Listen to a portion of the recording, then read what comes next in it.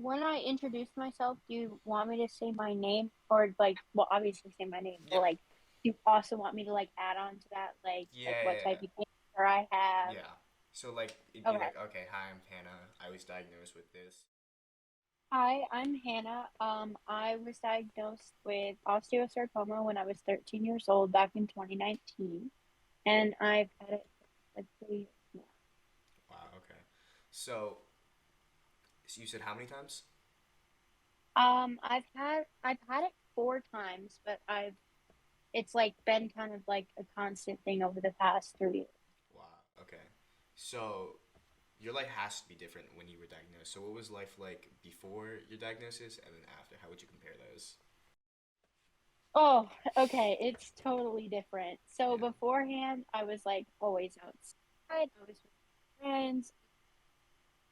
I was willing to do whatever, whenever. I did not care. Like I played basketball before.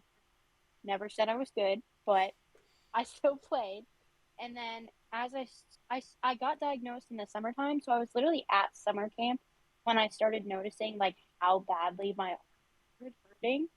And it was like this kind of on and off thing where we didn't know if like I pulled a muscle or whatever, like, and then it continued to hurt.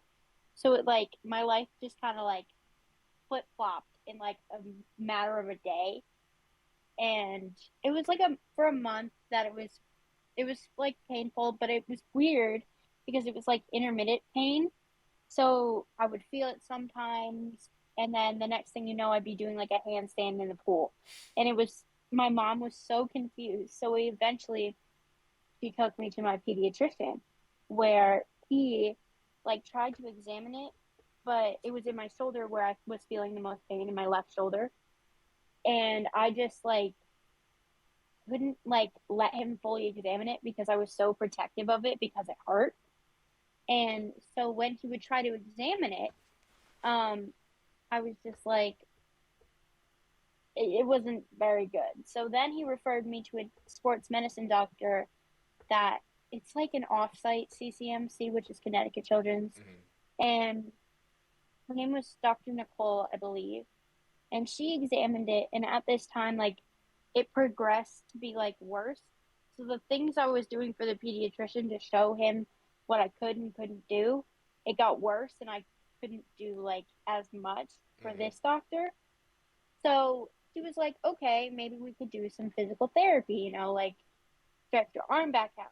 But her split second decision of taking an x-ray was what probably saved my life. She was like, okay, well, you know what? Let's just do an x-ray for good measure. So we took an x-ray and she came back in like after, I don't even know, like 5 or 10 minutes. And so my mom works like in the medical field, like she's an x-ray and ultrasound tech, so she Mm-hmm. like knows all those terminology and stuff that most like doctors and medical members like talk about. So she came in and she was like, she needs a stat MRI. So I was confused. At at one point I was honestly relieved because I knew I wasn't crazy. I knew there was something wrong. Mm-hmm. And then my mom gave me this look and I was like, oh shoot, what is going on? And it was like my mom and this doctor started like throwing out medical words and I'm over here like, English, please. Yeah. And so it was that's like it my life changed in a second. Like I was planning on going back to summer camp after my doctor's appointment. Yeah. That didn't happen. Yeah. So yeah, my life before was just like your Mm-hmm. common child, just doing whatever, spending all our time outside, going to summer camp. I think I had a pretty basic childhood and then it just kind of took a Yeah. turn. So what was it like when you first got that diagnosis where it's like you have cancer? What was that like? I was I was confused because I didn't know what it fully entailed. Like at that time, like I knew that cancer patients like lost their hair and stuff, and I had like beautiful long hair, and I was freaked out, and I was like, why hasn't it fallen out yet if I have cancer? And the doctors explained to me that it falls out because of chemo, not because of having cancer. So knowing that I was going to have to lose my hair was kind of one of the hardest buildups for me. But like once it happened, it was really relieving because what people don't know is that like when you lose your hair, it actually like hurts your scalp. So it was more freeing to not have it than to have to struggle with your hair constantly falling out for weeks. How is life different? Because obviously it was very different when you were actually being diagnosed. Well, I got diagnosed like the year before COVID. Mm-hmm. So I could still like see my friends and stuff, but I was very distant from them because I didn't really like they didn't know what to do and I didn't know what to do because we didn't know how to like make those relationships work because we were so different at that time. Mm-hmm. Because like I was constantly having to worry about my health when they were worrying about like passing a test the next day. And I'm like, our lives were so different because it was like I said, I got diagnosed in like July, August 2019, Mm-hmm. where I was going to be starting eighth grade. And so everyone was in eighth grade, and I did not take a single class of eighth grade. All I did was the math work. Mm-hmm. And so it was really weird for me. I missed like the social aspect of school and stuff. Mm-hmm. Like people would go on like field trips, and I'd be like, oh, I'm missing out because I'm in my 10 by 10 hospital room getting very nauseating chemo. It was just weird because I was so different from everyone else, and it took me a little to adjust to that. How did you adjust? Well, I started realizing like I should, if I want to be social with other people, that I should set like boundaries for myself because it could be too much, or it could be like I could get tired really easily, or maybe I can't go there. Like, because I started like, when I relapsed, it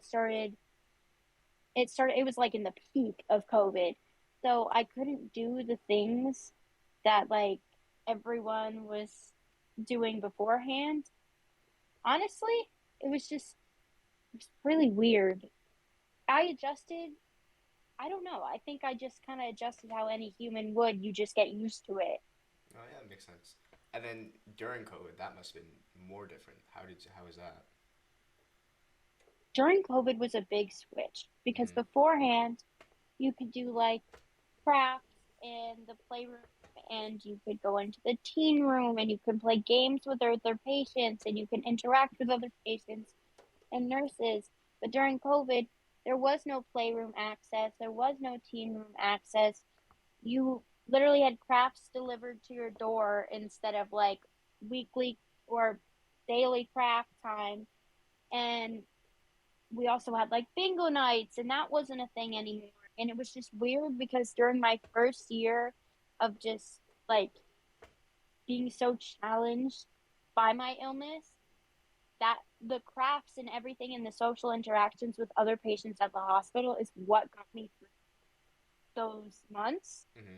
And it was just like a really big change going from having all that to have like my getaway, even though I'm in the hospital, to just being kind of stuck in my room, nausea, nothing to really distract me.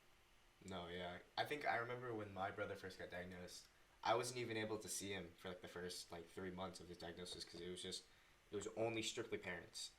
It was strictly parents, so I wasn't even able to see him. It was that was definitely one of the hardest things because when I spend all this time with my parents, I want to see my brother and my sisters and my niece and nephew. And so it was like at one point I was having surgery, and it's great to have both parents there for surgery because my mom gets really worried, so she relies on my dad like that day to like just stay calm. But I could only have one parent, so my mom was there by herself while I was like having lung surgery, and it was Mm-hmm. awful. Yeah. So let me just get a before we even start any further. Let me get a quick entire overlap of your treatment. So you said 4 times, which is insane. Yeah, so when I was diagnosed, they gave me the weirdest statement that I've ever heard. They said, "You have the most common rare cancer." I was like, Doesn't make any sense. oh, what? They were Yeah. like, your cancer is rare, but out of all the rare ones, it happens the most. I'm like, oh, Okay. oh okay. Mm-hmm.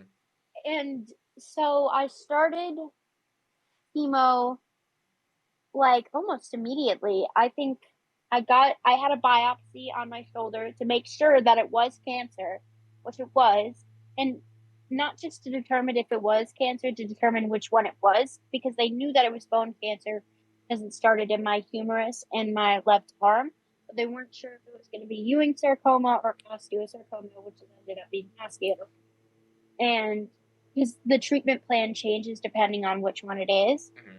And so once they figured out it was osteosarcoma, I went into this whole chemo regimen where I had to spend, I believe, 1 week in the hospital, like 2 days off, a week again, and then I had like 2 weeks off, and then it started again. Mm-hmm. So it was a rough, like, I think, let's see, I started in August. So let's see, August, after August, oh my God, August, September, Yeah, September, October, November, December. December, January, February, March, April. So it was a rough 9 months Yeah. of Wow. with at that time I think I only had like 4 or 5 surgeries, where in total now I've had 11. Wow. Okay. And so what I happened to do is I got my port, which was what they access you, and it's like an IV, but they give you Mm-hmm. like chemo through it. And I know you probably know what it is because of your Yeah, brother. my brother had one. Yeah. When did you get the port?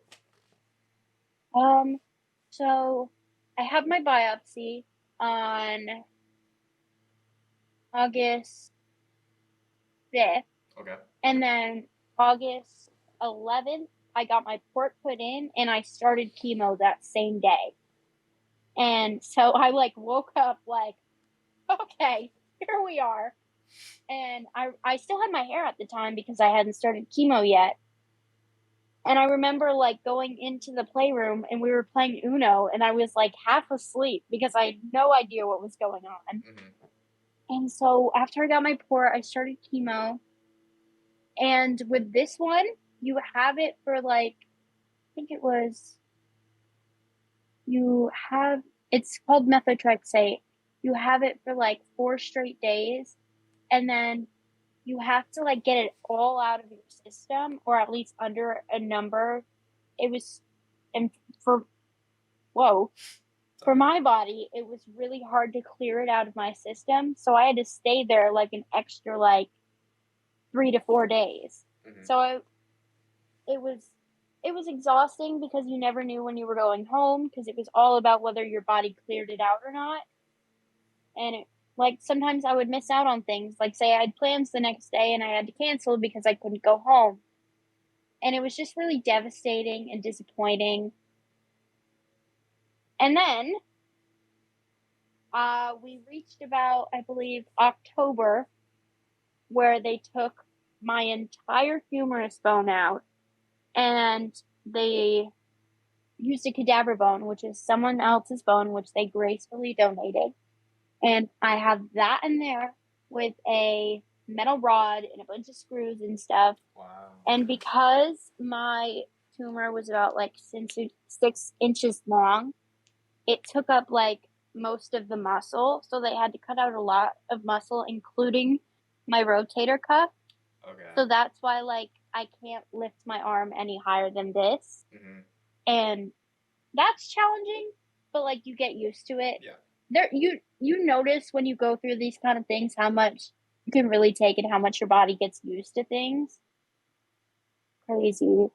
And then I think it was December or January that I had lung surgery on both of my lungs because there were lung tumors.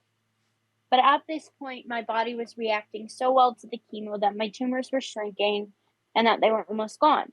So they went in to do my lung surgery on both of the sides, and there wasn't anything there.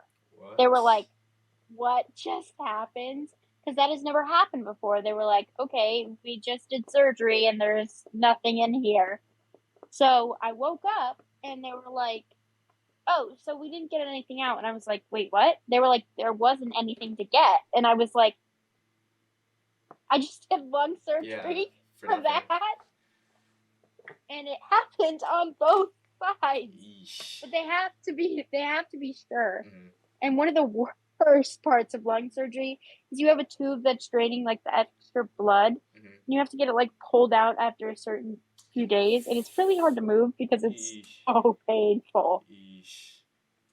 And then I think I finished up treatment around April and my hair started growing back. I went back to school. At that point, I was a freshman in high school, which was weird because like it felt like I skipped a year, like everyone was the same as like I was expecting everyone to be like who they were back in seventh grade when everyone had like matured Mm-hmm. because I hadn't seen them since then. So I was constantly bringing up like, remember when we did this or remember when we did Yeah. this, and they were like, that was so long ago, and I was like, not to me.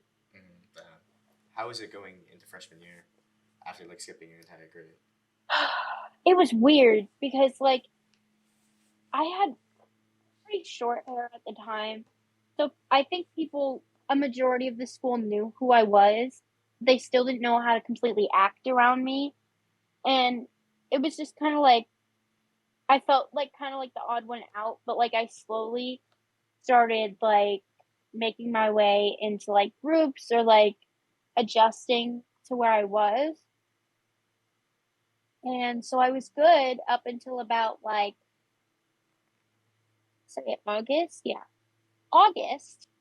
And they're like, okay, well, you have tumors again. And I'm like, oh, Where? great. Where were they? I think it was in my lungs. Yes, Okay. it was in my lungs. And so they ended up doing a lung surgeries, and I think there was also, I believe so. I believe there was also some stuff in like my chest and scapula Wow. and leg. So I did some radiation for that because wasn't it wasn't like super big, so it was treatable. And radiation killed it all, so it was great. And I started a clinical trial, so I didn't have to go on like a crazy chemo. Mm-hmm. I don't remember what it's called. It was like three different crazy chemo names. But after about, I think it was like 2 cycles, um, I had another scan to see if it was working, and it didn't do anything. And it like almost made everything kind of worse. So I dealt with all that. And then I started this really rough chemo that was called ifosfamide. And I started that in January of 2021. Okay. And it was a tough one. That one made me so nauseous. I did that up until like July. And during those months in January, actually, no, I think it was in December, I had a lung surgery because there was tumors in, I believe it was my right lung. And then I went on to the clinical trial and they were like, okay, it's not working. There's more in your lungs now on both sides. So in Mm-hmm. January, I had a lung surgery here. And in February, I had one here where they ended up having to take like a whole lobe out of my lung because, Really? so that's why I always say, like, I only have 1.5 lungs because Wait, it's which side? true. Because I know like one of the sides has three lobes, one of the sides has two lobes. Which side did they take it out of? It's, they took it on the left so that, Which? which has two, so Oh, that okay. makes So it one and a you half. really only have one and a half. Okay. Yeah, Yeah. that's crazy. And so then I finished chemo around July of 2021. I finished it because I had no tumors. I was doing good. And that chemo that I was taking was really hard because it made you so nauseous that the amount of nausea meds they had to give you kind of made you almost like unconscious for the week Mhm. while you were taking it. So it was like we would go in on a Monday, say, and go home Friday or Saturday. And she'd be like, "Oh, do you remember when we did this, this, and this?" Or like, "Do you remember when she came to see you?" And I was And you like, had like no idea. "No idea." Mhm. Which, in my opinion, it was hard not knowing what really happened by the end of the week. But it was also like a blessing in disguise because I was so miserable that like it was good to forget it. Mhm. So then I believe we're in July of 2021 now. There's so much that's gone on in these past 3 years that I like So really gotta think. okay, so wait. So July, so the school year of 2021 to 2022, were you in school until like January? Were you doing the second chemo track? Okay, so I was in school up until about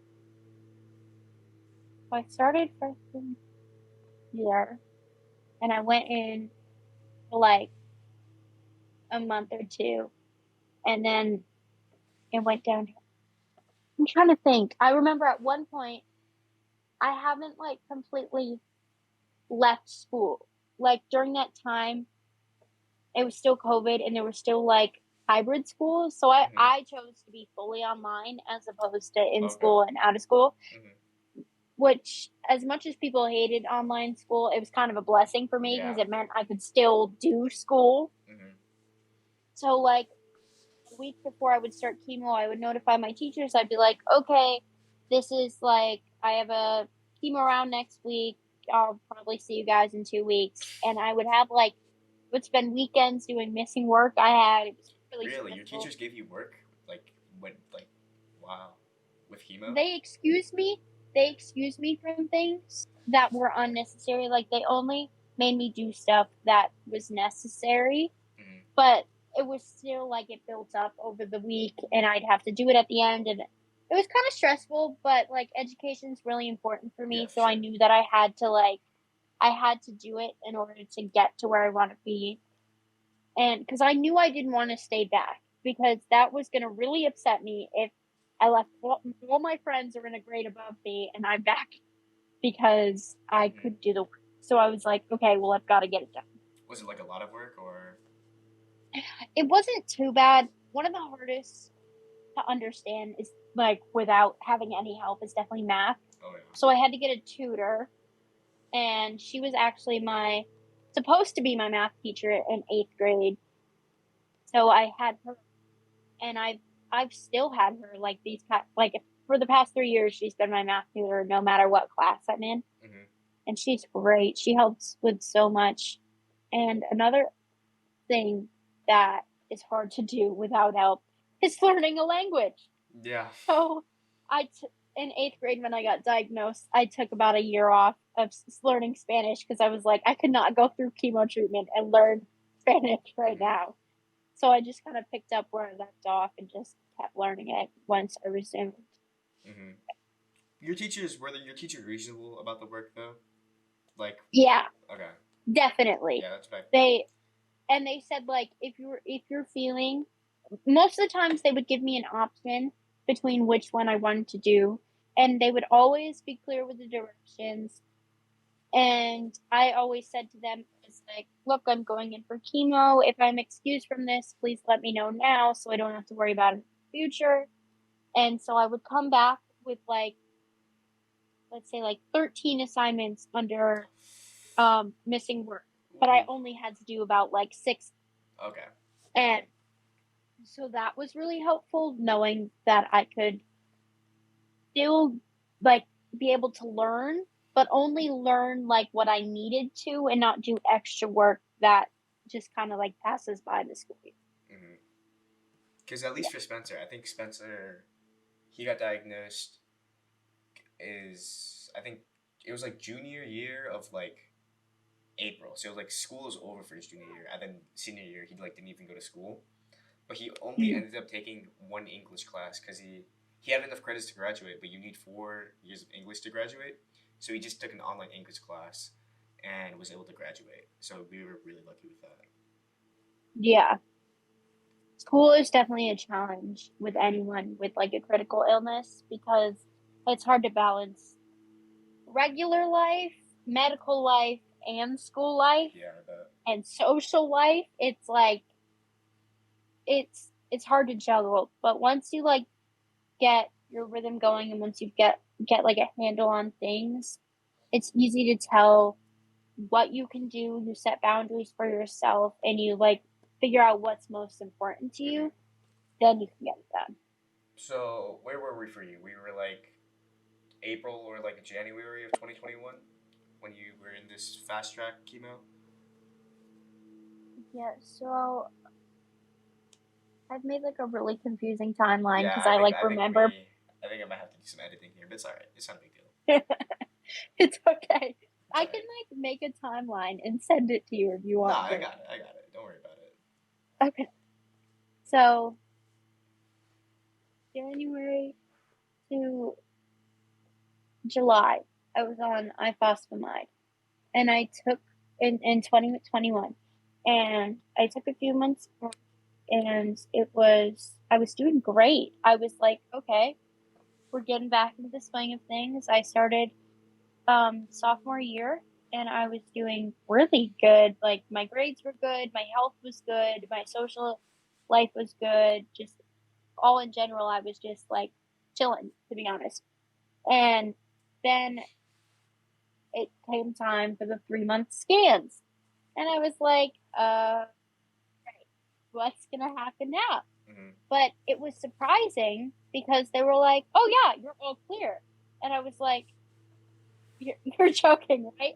Mm-hmm. Because it, like, the past, I think at that time, it was only past 2 years. The past 2 years had, like, trained me to be ready for when, like, the next shoe was going to drop. And so when they told me that, like, it was clear, I was like, what? So then I continued on. I was in school. I went to like homecoming. I did like basically basic teenager stuff. Mm-hmm. And so it was in February when my wrist started to, Oh. and so now we're in February of 2022. And so I was just like noticing it, and I thought it's because I slept on it weird, just like I thought with my shoulder that I pulled it or something. The only the only tumors that have ever caused me pain is my wrist and my shoulder because they were in the bone, whereas everything else was like in my lungs were like so small that I couldn't feel it. Mm-hmm. And so I went to get my 3 month scans, and I was all good. I was great. I was um, like, okay, yeah, actually, your scans are clear. So at that point, I had gone 6 months, and I was like, wait, really? Like, Mm-hmm. I haven't gone 6 months before. Like, it's always comes back after three. And they were like, no, yeah, you're good. And so I got so excited. I, um, I was like, oh my God, yay. Like, I was freaked out because, like, I was like, maybe my life is going to go back to normal. And then my wrist started to continue to hurt. And I was like, well, if it was anything, it would have shown up. And there was like a whole miscommunication apparently on my scan, and there was something there, but they didn't see like it was confusing. They didn't see it because they thought it was an IV or something. Oh And no. I was like, okay, here's the other shoe. Mm-hmm. And so then I had to start another chemo, which was called gemcitabine and docetaxel. And it was an outpatient chemo, so it wasn't like I was inpatient. So it was a little bit better than I was used to. Okay. But it still made me kind of sick. So I would take like a week off of school and then I'd be fine.